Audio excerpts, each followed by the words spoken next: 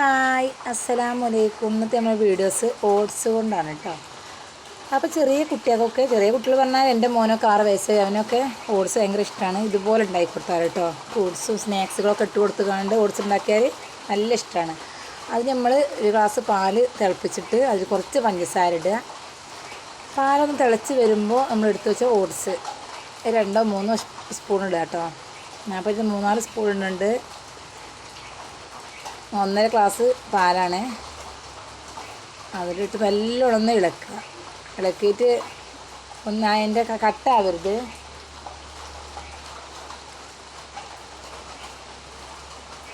ഒന്ന് കുറച്ചും പാടെ ഇട്ട് കൊടുത്തിട്ടുണ്ട് കേട്ടോ. കുറച്ച് പാല് കൂടുതലാണ്, അപ്പോൾ ഒന്ന് ഇട്ടിട്ടുണ്ട്. 1.5 കപ്പാണ്, 1.5 ഗ്ലാസ്സല്ല കേട്ടോ, 1.5 കപ്പ് പാലാണ് ഉപയോഗിച്ചിട്ടുള്ളത്.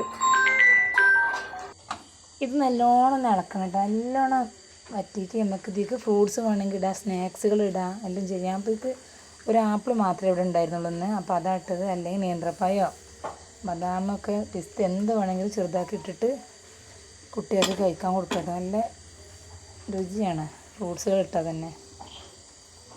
നേന്ത്രപ്പഴമോ ഈത്തപ്പഴമൊക്കെ ചേർക്കുക. ഇന്നിപ്പോൾ ഇത് മാത്രമേ ഉള്ളൂ ഇവിടെ ഉണ്ടായിരുന്നത്, അതാണ് ഞാനിത് ആപ്പിൾ മാത്രം ചേർത്തത്. അപ്പോൾ ഇതുപോലെ നല്ലൊരു ഉണ്ടാക്കി നോക്കാം കേട്ടോ. ഇവിടെ മക്കൾക്കൊക്കെ ഇതായാൽ മതി, ഇത് കിട്ടിയാൽ മതി മക്കൾക്കൊക്കെ.